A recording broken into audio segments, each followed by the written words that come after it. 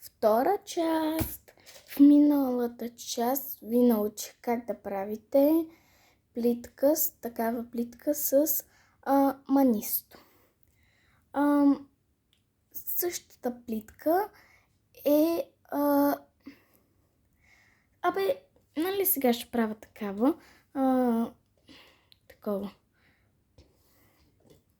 гривничка, но само че без манисто, и ще ви покажа как да го правите без манисто. То е същото, но само че без манисто.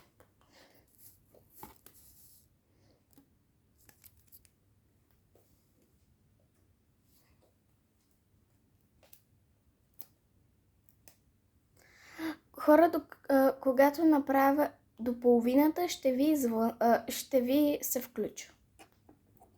Така, хора, направих го до 10 и сега почваме пак.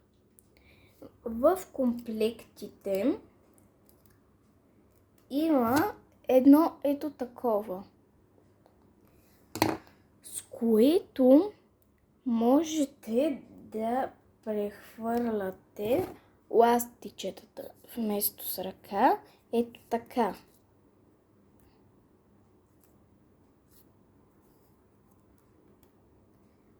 И вместо с ръка може с ето това.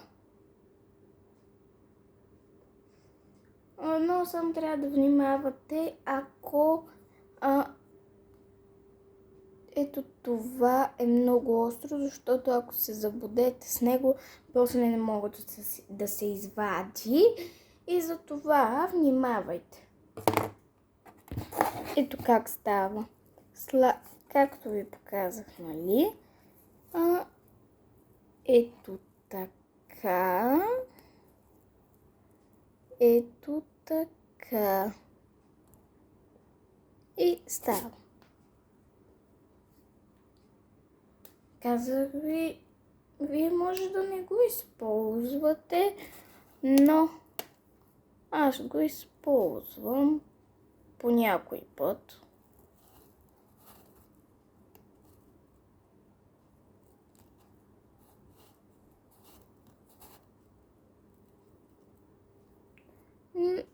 Но аз ви казах, ако искате да го правите. Не е задължително, то го има в комплектите, така че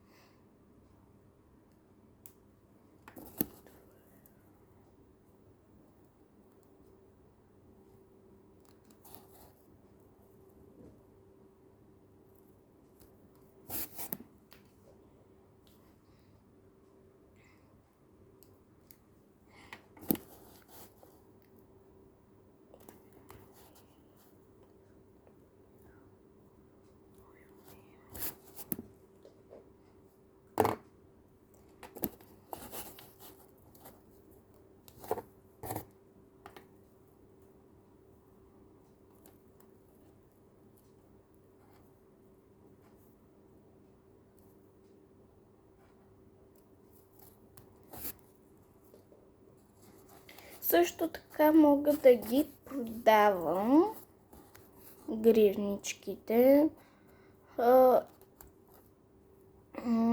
Ще си направя страница, но за сега тук ги продавам. Гривничките в едно от видеята ще видите, имам един списък, нали, с колко лева струват гривничките. Да. Герданите. Общо взето имам много неща, много поръчки. И ако си поръчвате, ще се забавят малко, защото има много работа.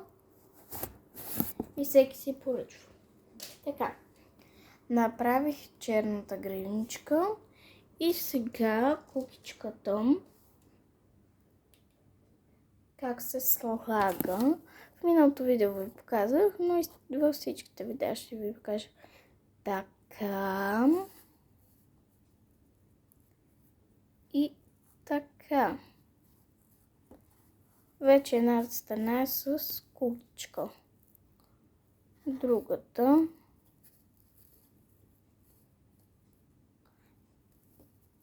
Така, взимате.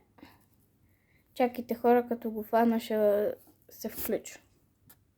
Така, хора. Ето. Направи го сега така. И вече е готова гривничката. Ето я, хубава и изплетена. Ето как стоят гривничките. Много са хубави, много са цветни.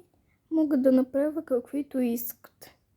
Последвайте за трета част.